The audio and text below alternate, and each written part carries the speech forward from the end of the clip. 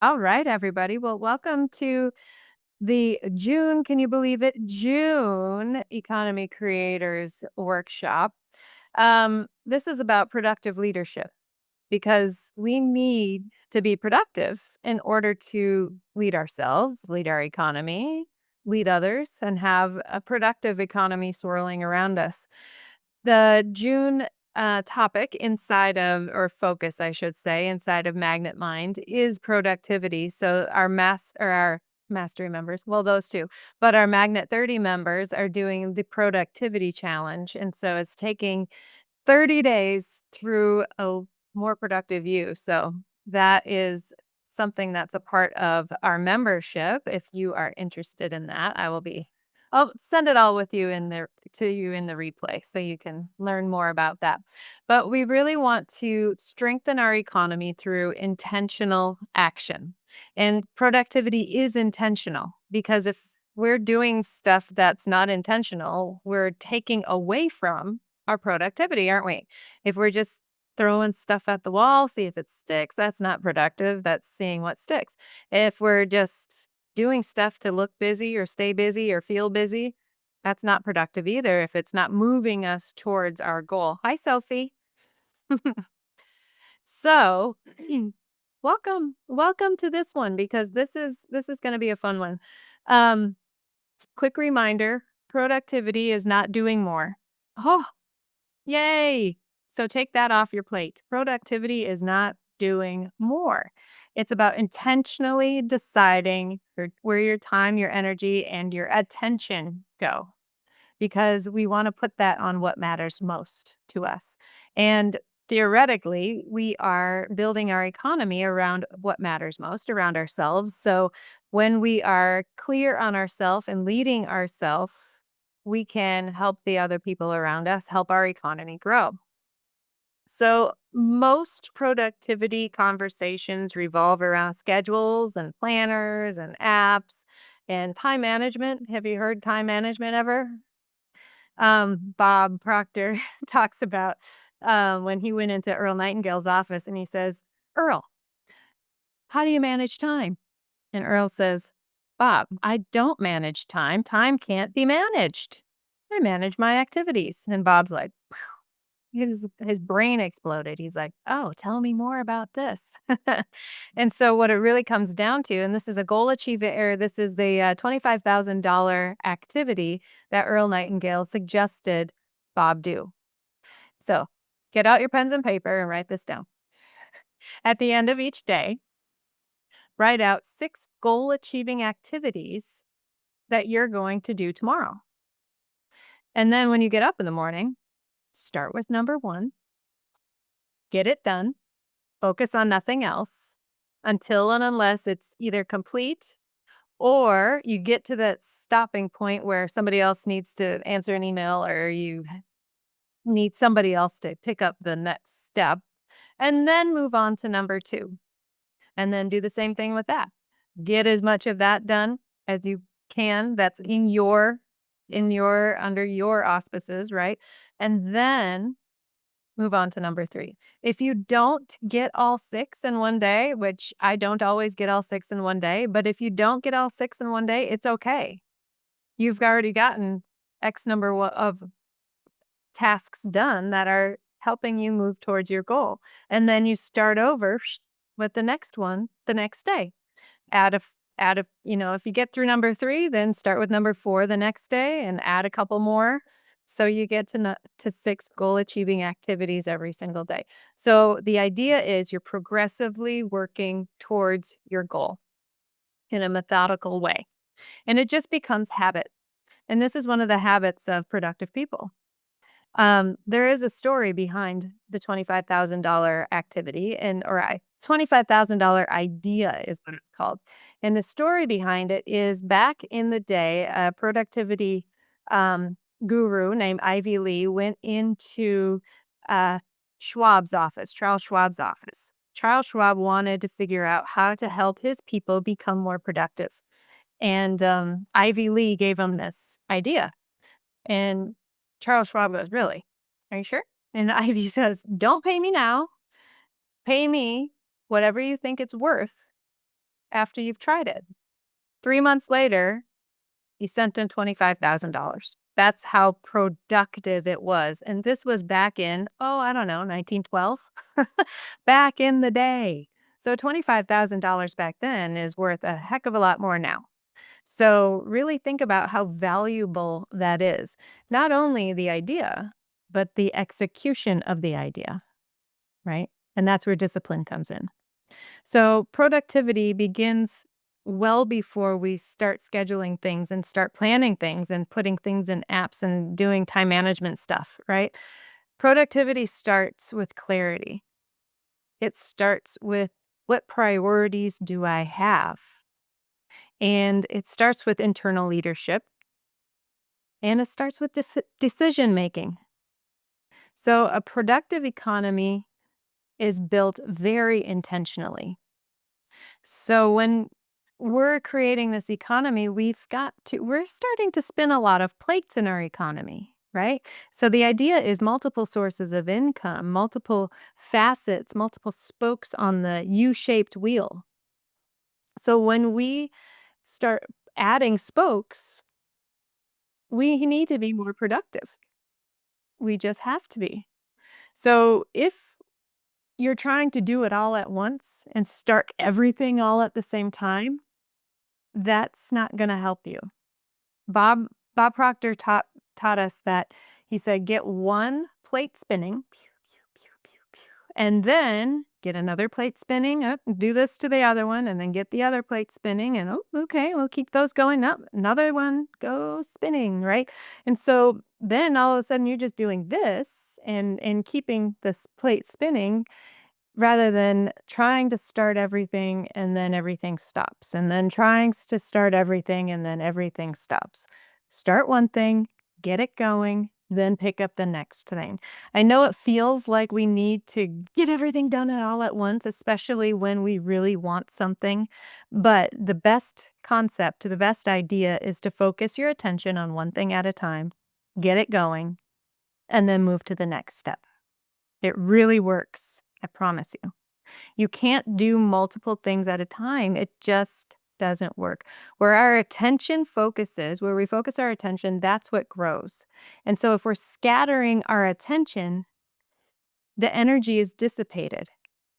So the idea is, focus your energy on one thing, get it up and running, then focus your attention on the next thing that supports that first thing, or that's a spin-off of that first thing. Okay. Does anybody have any questions so far? Comments? Concerns? The question is, what is productivity anyway? What is it? So, what does it mean to you? Let's have a little discussion. What does productivity mean to you? Well, blocking my schedule got me horses. I'm just saying. It literally got me horses. I'll tell you the story. Do you want to hear? Yeah. So, my daughter had been taking horseback riding lessons for a little while, and she wanted a horse. She really wanted a horse, and I really wanted a horse. Are you kidding me? I love horses. And so we started going to a new barn, and she started learning how to jump. And I was thinking, you know what? I want to have my mornings dedicated to my horses. That's what I want my life to look like. Thinking about my life and what it looks like. Horses in the morning. So what I did was I took my schedule and I put horses, not on the family schedule yet. It is now, but just in my little personal one where nobody else saw it, I just put horses as a block of time. And at first, it was just her 2 lesson days that were on the family calendar, but, um, I blocked off every day with horses, because if I had horses, I was gonna be at the barn. Wouldn't you know it, within a week, the woman who owned Cayenne before us asked us, "Would you like to buy Cayenne?" And all of a sudden, horses was on the family schedule. It really works.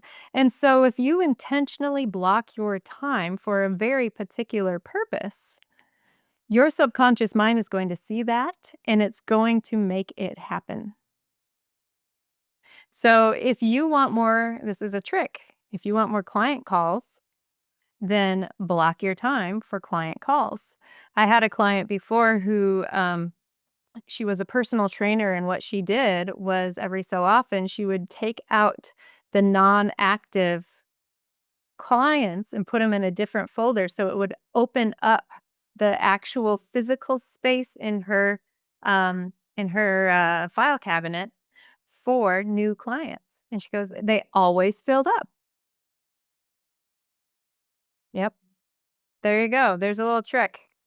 Productivity hack into your subconscious. It works. Productivity is, I used to define it as being busy or looking busy or staying busy or pretending I was busy or checking boxes. Yep. Oop, I got that done. Oop, I got that done. I used to do stuff and then write it down so I could check it off. I used to be that girl. I'm not anymore because that's not productive. But getting things done, like that, I used to think that the more that I got done, the more productive I was. But that wasn't always the case either because I could be doing a bunch of stuff that didn't help anything. I could be very busy and not be very productive. But if you want to be a productive leader, we have to think about making progress forward towards what actually matters, right? And moving your economy forward. So getting at least one plate spinning. Yeah. Get that thing spinning. Um, That was me, stuff and things. Yeah. Just get stuff done, right? I just did stuff. I just did stuff. Well, guess what? It's not helping necessarily. Focused action, Ryan says. And yeah, we want focused action. So we want to move our economy forward. We want to create, like Pat said, meaningful results. We want to eliminate unnecessary friction. So busy and productive aren't the same. Darn it, they're not the same. And you can spend an entire day staying busy with very little progress happening, right? I could sit and Pat, you mentioned research. I almost got a degree in research for Pete's sake and we can, oh, look, Warren's coming. Um, we could spend all day getting ready to get ready if we don't take action, right? I've done that to myself.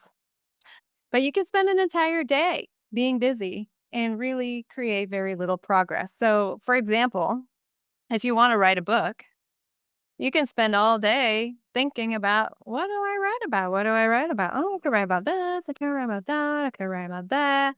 And never ever pick your pen up and start writing, right? You could do all of that and nothing gets done.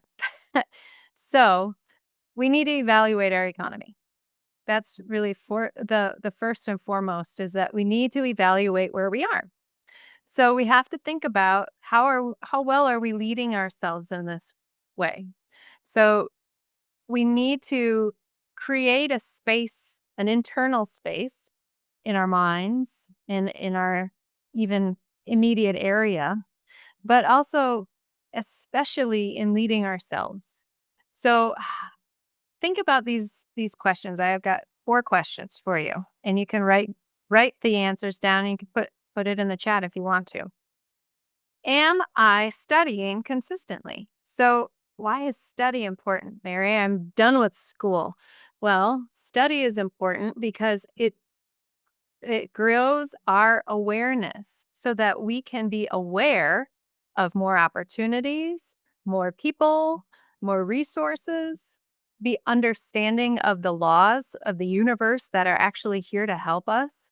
We can understand how we can navigate the world. We can, back to Pat again. She goes, I know I can use what works, right? We can figure out what works and we can grow in that way. Well, if this worked, maybe this will work. And you can study in that way. Study people who are proven leaders. Study what somebody in your realm has done before, right? Earl Nightingale also talked about studying the profession you are in.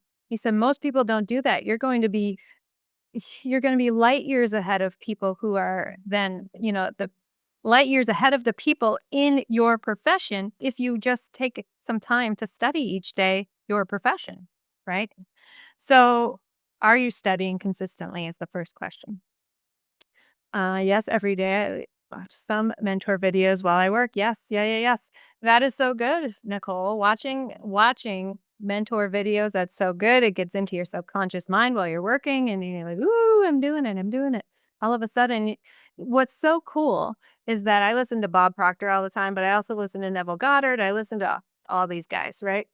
And I find that I just blurt out what I've been hearing, right? So I can help you by listening to them and going, "Oh, yeah, da, da, da, da," right? "Oh, this is what Bob said." Exactly. So that helps.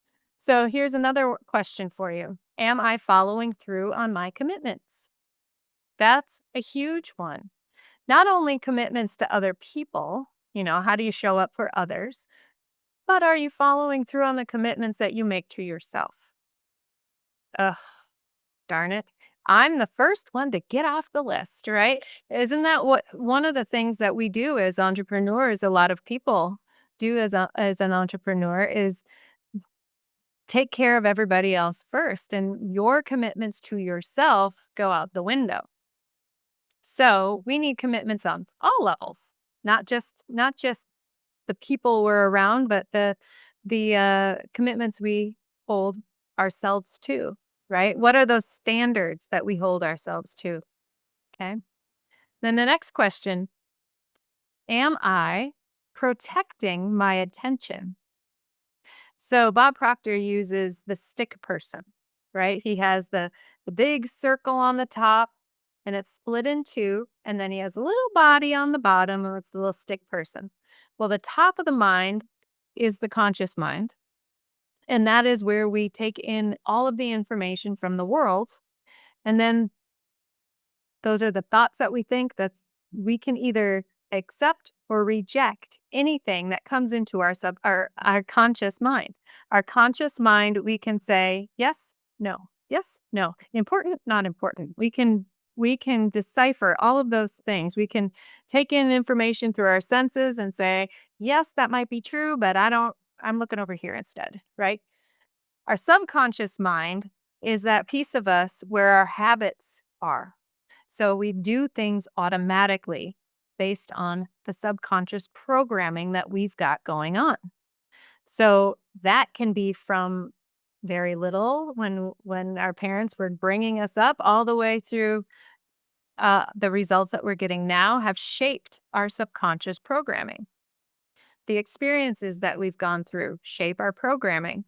So if you got bitten by a dog, for instance, maybe you have a fear of dogs. That's subconscious programming. A dog barks and you're like, oh. But if you didn't get bitten by a dog, you love dogs. And any dog is a great dog, no matter if it barks or not. It doesn't matter, right? So that's all programming that we have in our subconscious mind. The thing about our subconscious is that it must accept anything that our conscious mind gives it. So if we see something and we say, oh, that's terrible, and then we get emotionally involved with it, our subconscious mind accepts that. But if we see, oh, that's terrible, and we go, oh, that's terrible, I'm going to look over here, we're not programming our subconscious mind in that way. So that's a quick and dirty way of figuring that out. But the idea behind protecting my attention is with our conscious mind, we get to choose where we focus. And I'll give you an example. So before I had horses, I didn't really think about horses all the time because I didn't have any and it didn't matter, right? It wasn't part of my life. So I focused my attention on something else. But now that I have horses, I focus my attention on them and not on other things that I used to focus my attention on. It's like a whole new world. And the other thing is before we got an RV, for instance, I didn't even know this whole RV world existed and how all these things came about and campsites and different BLM places and you can go off grid and you could do all these things. I had no clue that whole world existed and it is a whole different world. but I didn't have any attention on it before we got an RV.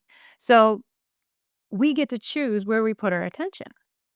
I didn't focus on RVs because I didn't really care until I got one. And I'm like, yes, now I care. Right.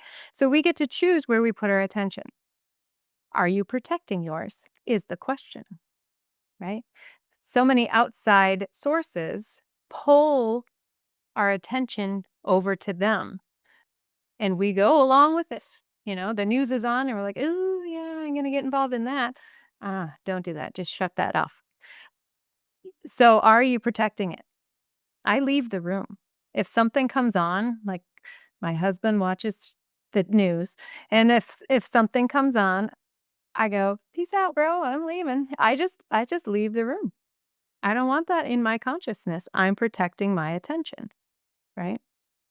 So then the last question about leading yourself is, am I leading my thoughts intentionally?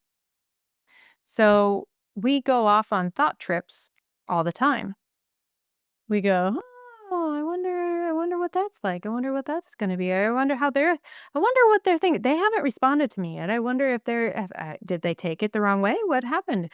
Are we letting our thoughts reel or are we reeling our thoughts in?" Is the question, right? So we want to lead our thoughts intentionally according to our goals, according to the type of economy that we want to create, according to the version 2.0 we want to be, right? Yeah. Comparison is the thief of joy is what Teddy Roosevelt said. Was it Teddy? I think it was. But it is. Because we're not this we're unique. We're on our own journey and we started from somewhere else and there are so many different reasons why we're not the same as Alex Ramosa, right? And we can use that person as an example of where we want to be and as inspiration. But if we're like what Nicole's saying, if we're not leading our thoughts intentionally around that, we can allow our thoughts to reel instead of going, "Ooh, what did he do here? Ooh, I'm going to use that. I'm going to do what he did." Right? Instead of going, "Why am I not there anymore? Or yet, or this, or that, or the other thing." Yeah, I like that. I like that. Anybody else about leading yourself? Any other thoughts? Have you identified places where you could lead yourself a little bit more deeply or intentionally? I like that. I like that. I handwrite. I just do. I know there are a lot of my husband included, are a lot of people who swear by putting check boxes on computers and things, and that's great if that's how you operate, but I operate with one of these. I just do, and it just is the way that I that's how I roll. There you go. There's Ludy's. Ludy's pad. Oh, everybody's got paper. So there you go. That's just the way I roll. The first step in transmuting a desire into physical form is writing it down. So it'll first be a thought in your head, then it'll be a thought on paper, and then it'll translate into doing the thing. Check mark, right? It'll get done. I love it. It's like making a sandwich. You can do it. All right. As we move forward to leading your economy, here are some questions for you to consider. Am I spending time on activities that move my economy forward? So, one of the things I talked about spinning plates, right? So, if we are trying to get too many things in the air at once, we only have two hands. So, it's hard to throw them all up in the air and keep them spinning in the air. We can't do it. We have to focus our attention on one, get that going, and then focus your activities on the next thing and get that going. And one, I suggest is to pick a huge goal and then create um, benchmark goals along the way. So you have this Everest goal, tippy top of the mountain, right? But you need these base camp goals along the way. So what are those? And those are the things that you start creating first. So maybe first you write an ebook, and then after you write the ebook and get your ideas clear, then you create a workshop. And then after you get that workshop going, then you create a longer book. And then after that, you do summits like Nicole does. And then you could do all sorts of things. You become a public speaker, right? There are so many things that need to get going. But you can't speak publicly without a first crafting of message, right? So you have to start somewhere. You have to start at the base of the mountain in order to get to the top. That's really how it comes. So, am I spending on activities that move my economy forward? Or am I chucking spaghetti at the wall to see if it sticks? Maybe this will work. Maybe this will work. Maybe this will work, right? And we have to really that's where research comes in, and inspiration. If you feel inspired to do a certain thing, I always feel inspired to write a book. That's just the way I operate, and that's my brain. It's just like, "Ooh, write a book." And that's what I do. Somebody else might say, "I'm going to write a blog." Maybe somebody else says, "I'm gonna make a video." Somebody else says, "I'm gonna do an app like Ludi," right? I'm gonna create an app. I wouldn't go there. That's just me. My brain would be like, "App? What are you talking about? You're nuts." But I would write a book and somebody else would go, "A book? What are you crazy? You're nuts," right? That's how it works. Sophie says, "And you have to get that message out there." Yeah. Yeah, so you have to have it clear for yourself before you can deliver the message out there, right? And that's really what it comes down to. So are you spending time on activities to move your economy forward? The second question that you should answer, not should. I invite you to answer. Am I communicating my value consistently? So that doesn't mean to say, "Hey, you guys, you should listen to me. I'm awesome." That's not what that means. What it means is, are you sharing how to do the thing that you're suggesting that people do? Are you sharing something that's going to help them move forward? Are you doing the thing that is helping them? Are you taking your own advice? For instance, in my mastery class, I teach thinking into results. And darn it, would you know, I actually use that program myself. So, are you communicating your value consistently? Are you doing the things and showing people and demonstrating the value of what you offer? Right? That's really what it comes down to. And it's not just saying, "Hey, I'm awesome." People don't like listening to that. See, you don't have to tell everybody how awesome you are. You have to demonstrate it. Demonstrate your value instead of telling everybody about it, bragging about it. It's kind of like in literature when I was studying to get my degrees, it was about instead of telling the reader, show the reader, right? And that's really what you need to do. So the next question is, am I creating visibility intentionally? Are you curating the space for the people who are listening to you? Or are you just going blah and blah and blah and just throwing spaghetti at the wall again, right?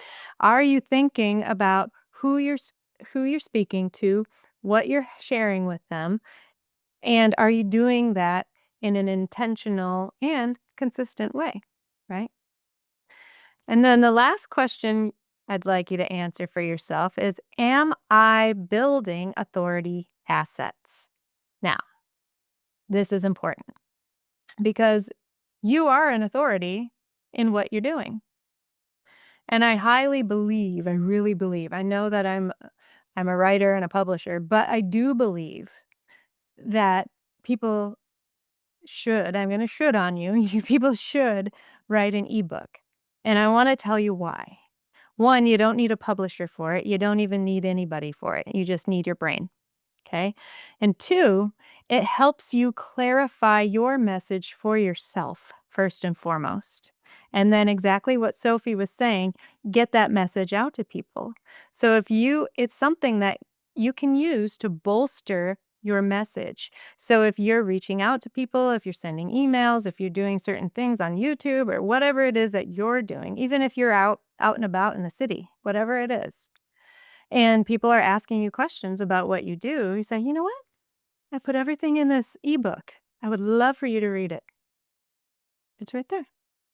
And you have a codified message, right? You've taken and synthesized what you do down into manageable layman's terms, and you've just put it all together with a little red bow, and you hand it over to them. And it's a great way to craft this message for yourself and to get the clarity that you need to really bring it to the masses, right? And to grow your economy. And the thing that I love about it is if you take your time to create this ebook, then there are so many different things that you can do afterwards. It can be springboard into a longer book, which is what I'm doing, by the way. It can be synthesized down from a course that you're doing or integrated up into a course. It could go both ways. You could make it a chapter in an anthology. You could do all sorts of things with it. You could, it could be the platform of um, your coaching business. It could be your platform as a public speaker, right? There are so many different things that you can do with it. So, are you building authority assets? And it doesn't have to be an ebook. It can be like like a one-page document of like a map of how people can get to from where they start to where they finish with your work or with your help. It could be all sorts of different things. Could be the top 5 reasons why you need a party planner. Could be, well, whatever it is, it could be anything, depending on what you are. My husband is a home inspector, and it could be top 5 reasons or top 5 things you need to look for in your home inspection. These cosmetic things don't matter. What matters is the roof. What matters is the foundation. What matters is the air conditioner. Yeah, he could put those. He should. This is what he should. I'm shooting on him now. He should do that, but he doesn't. But that's what I'm saying. You can be in any industry and just synthesize what you do down. So I highly suggest it. Hi, Dorothy. Welcome. All right. Does anybody have any questions about leading your economy or ideas about authority assets, anything like that? Well, what I suggest in that case is to create that's a great question too, because we don't want to just sit here and be teaching everybody all the time everything that we're doing. We want to exude it. We want to be it, right? And so I think the best way to do that is through a self-image script, is identifying all of those pieces that you want to incorporate into that version 2.0 of Nicole and create of this is how I show up. This is how I dress. This is how I act. This is how I am. This is how people see me. And when you start telling your subconscious mind, people see me like this, I see myself like this, then you begin presenting yourself like that at the same time. And so, but to your point, either pen in hand or putting it in typing it up is getting it clear in your mind as to the things that you value that you want to show up like, right? Maybe finding somebody in your world that you want to emulate and thinking picking and choosing little pieces of their personality traits that you go, I I want people to see that in me, and then just start practicing. But you need to remind yourself of it through a self-image scripting type of thing. Does that help? Does that answer your question? And I think for the virtual space, what I think because you still can feel people's energy and you can still kind of tell how people are in a virtual space.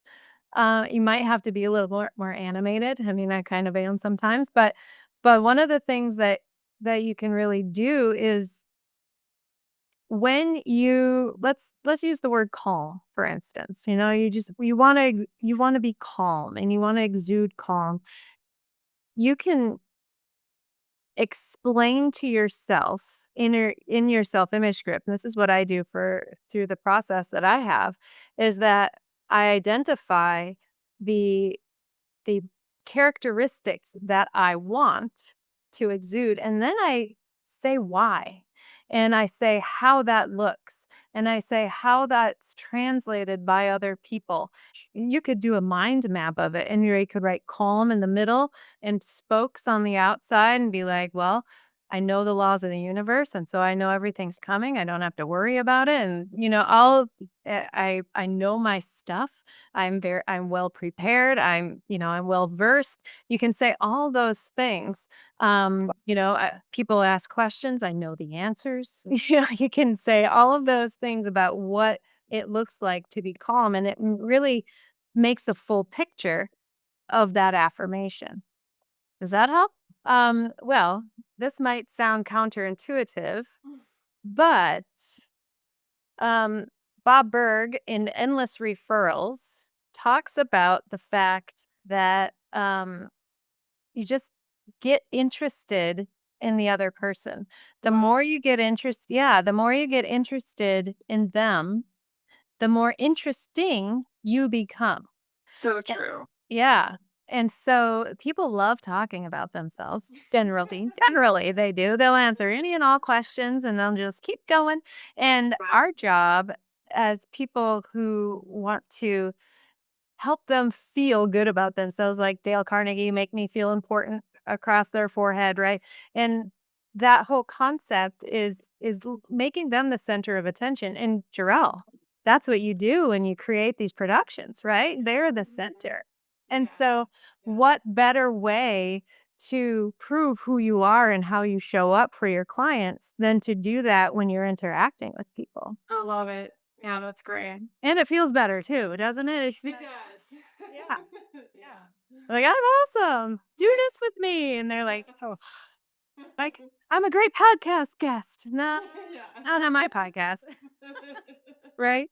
Yeah, nobody wants that. But people do want somebody who pays attention to them, and that's perfect in your line of work. Perfect. Yeah, and pretty simple too. Yeah, it is, and I mean, it sounds counterintuitive, but everybody who I have spoken to who uses these principles of, like, Bob Berg's principles or Dale Carnegie's principles, they say, "People just come to me because they feel better having been in the room with me," right? And in thinking into results too is leaving everyone with the impression of increase. Leave them feeling better because they encountered you than before. Yeah, yeah. Does that help? Yep. Good, I love good. All right. So that's a perfect segue into leading others. So what good is it to be a great leader if you don't have anybody to lead? So we need to think about leading other people and how do we really do that? So here are some questions to ask yourself. Am I contributing to others? So what value am I providing just by breathing? What am I doing? What posts am I putting out there? Are those helping anybody? Or are they just saying, hey, look at my horse? I put horse and bunny pictures up just because I like them. But on my business stuff, I don't have horses and bunnies in my Facebook group and my business group. Sometimes I once in a while do because I'm saying, hey, I got a horse and this is why because of this stuff. But that's for my personal profile, but how are we contributing to others, and what's a mindset shift that you've gone through that you've noticed? What's a tip from the top, right? What's a tip from the top? Nicole, what's a tip that you could give everybody as a public speaker?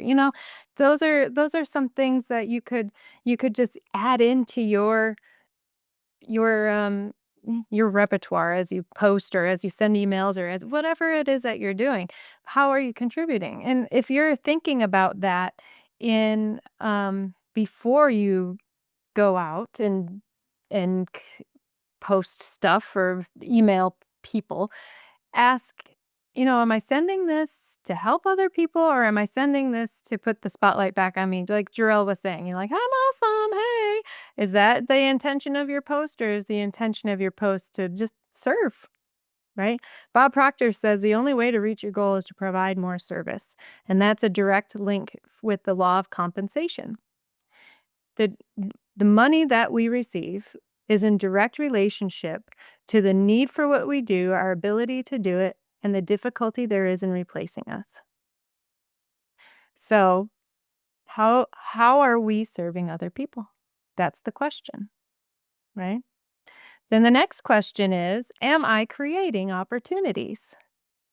So, are you giving people an opportunity to figure out whether or not they want to work with you or show up with you or come on this call? If I didn't do this, we wouldn't be in this room, right?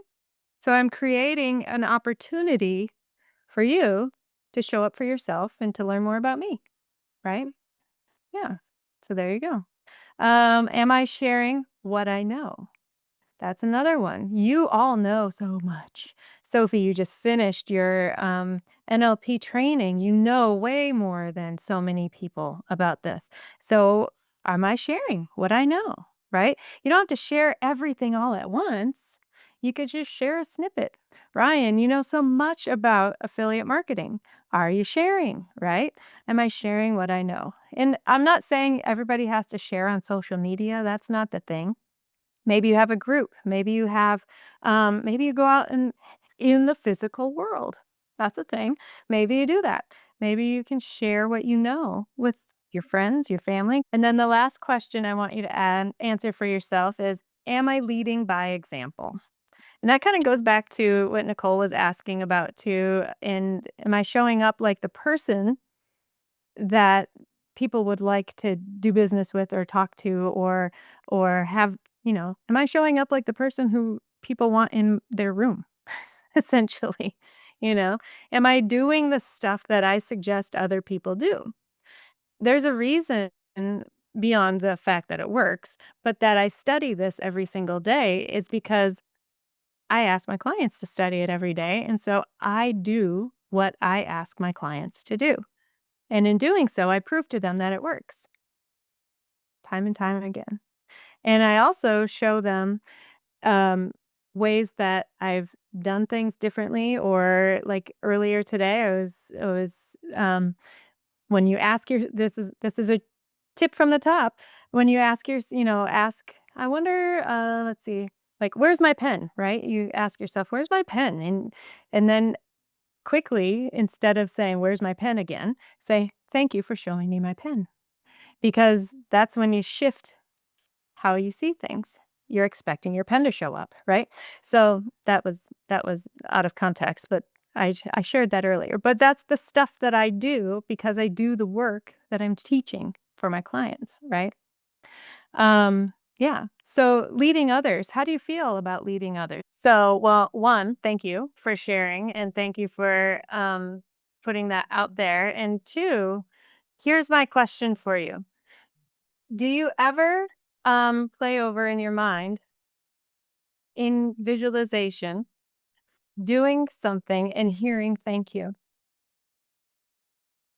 No. I guess after all this time, I've come to the point where I don't even expected it because it just Right. hasn't happened. Exactly. So, Neville Goddard, do you know about Neville Goddard? No. Okay, so he's one of the teachers that I teach. And he gave an example inside his book Power of Awareness. Right. Power of Awareness is this book right here. And in it, he gives an example of a woman who is a costume designer, and she is fed up with her producer because he all he does is complain about her work, and he doesn't say thank you, and she loathes going to work because he's always saying the same thing over and over and over again. And so Neville asks her, he says, are you speaking to him in your imagination, in your mind? And she goes, "Oh, yeah, we have conversations, and I would never say those things out loud, the things that I say in my head." And he said, "Change the conversation in your mind. Start seeing your producer loving your work. Start feeling the appreciation from him in your imagination. Start hearing him say, "Thank you for your work. It's marvelous." And she goes, "Okay." So she tried it and she did it for a couple of weeks and the relationship changed. And what this comes down to is that we do create our reality. Our thoughts are powerful, powerful things. And so when we are when we're thinking over and over and over again that I put all this effort into what I'm doing and I just don't even get a thank you back, and we're putting our energy into that, what we focus on grows. And so when we're focusing our energy on the negative piece of it or how people aren't showing up for us, we get more of that. That's how the law of vibration works. We get into that lower vibration and that attracts that lower energy. And so we're continuously attracting the same stuff. And when we get into expectation and we don't, like you said, I don't even expect the thank you anymore because we've trained ourselves to expect what we have been seeing, then we get into that cycle. So the idea is to change the story, change the internal story. And you can say, "Thank you for sending me people who appreciate what I'm doing. Thank you for sending me people who love to hear what I have to share with them. Thank you for sending me people who say thank you." You can just start saying things like that and then just start telling that story. You'll begin to attract people who say thank you and who appreciate and who want to help. I promise you, this is how it works. And I'll give you an example in my life of how I do this. I've mentioned I have a self-image script, and part of it is I have a 15-year-old daughter, and she can be 15, right? She's a kid. She can be 15, and so we have if something goes on, she says something snippy or 15. I just play over in my mind what I say in my self-image script that we have a loving and respectful relationship, and I'm just like, "No, that's out of character for her. We have a loving, respectful relationship." And I'm painting this picture in my mind. Within a half hour, or if this was right before bed in the morning, she comes and she's like, "Mom, I'm sorry.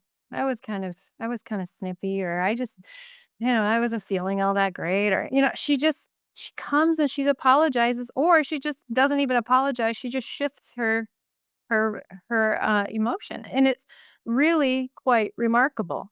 So, in your subconscious mind, you begin seeing the people who appreciate you. You begin seeing the good 15 rather than the icky 15, right? You begin shifting how you see the people around you.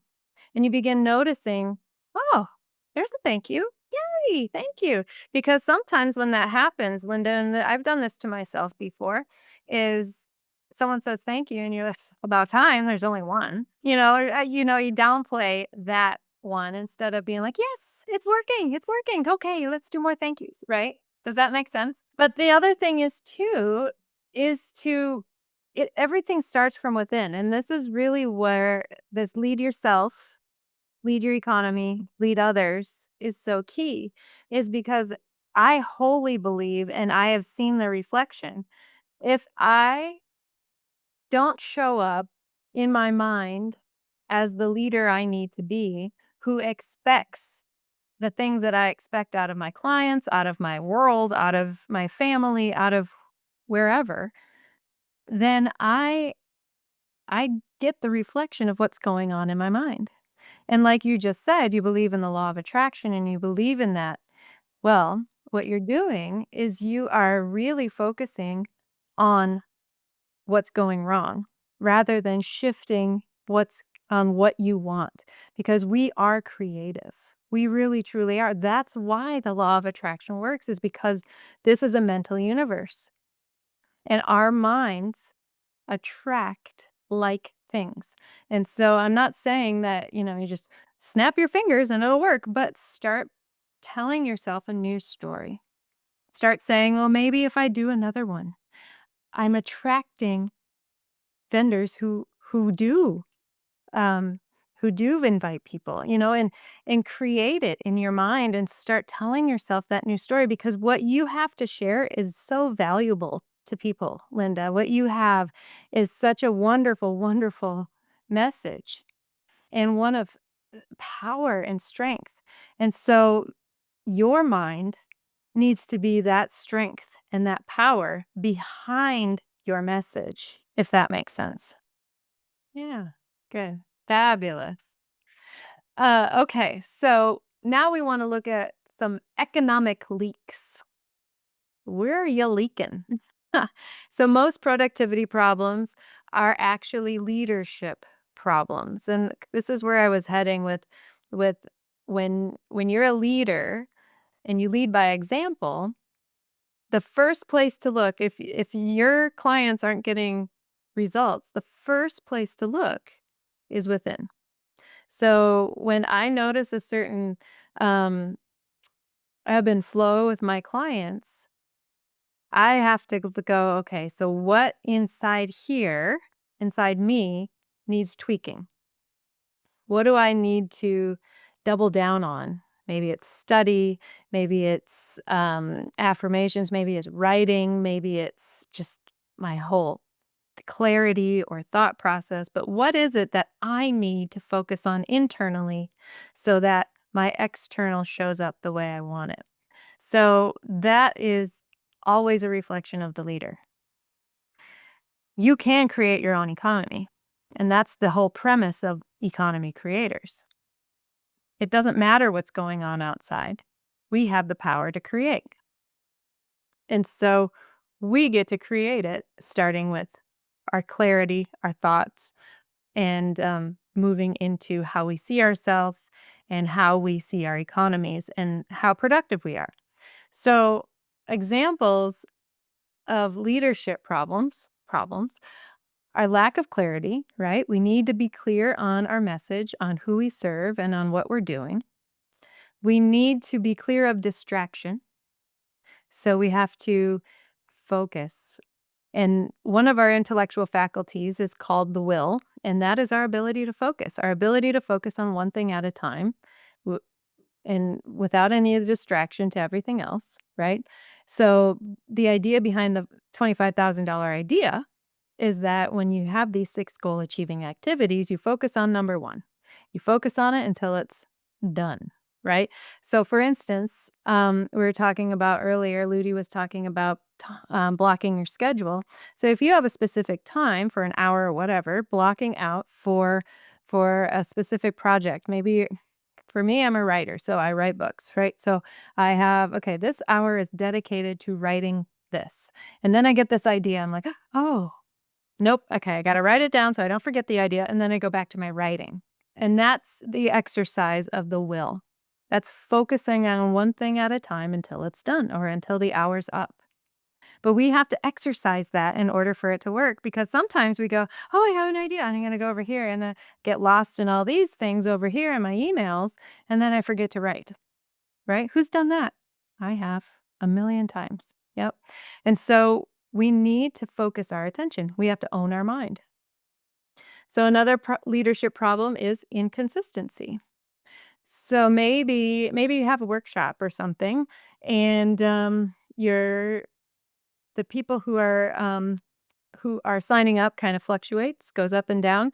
Well, if you're inconsistent in reaching out and saying, "Hey, are you coming to my workshop?" Maybe that's the reason, right?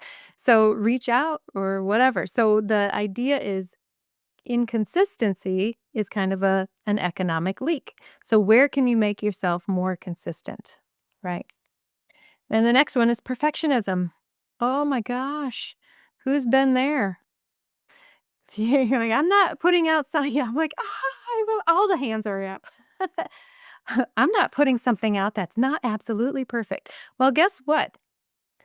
You're learning along the way. Isn't that beautiful? I love that. Think of it as a sport. You're not going to be an elite athlete the first day you try. You're just not. It's going to be okay. But you do have to get some experience before you can become an elite athlete. So you have to step out and just be willing to fail forward, right? So that is the perfectionism thing. Overconsumption, right? That is tell me everything and over research and read every single book, but don't apply anything, right? The application is missing. And then lack of structure. So structure is important. How are you going to deliver your message? Are you going to do a workshop?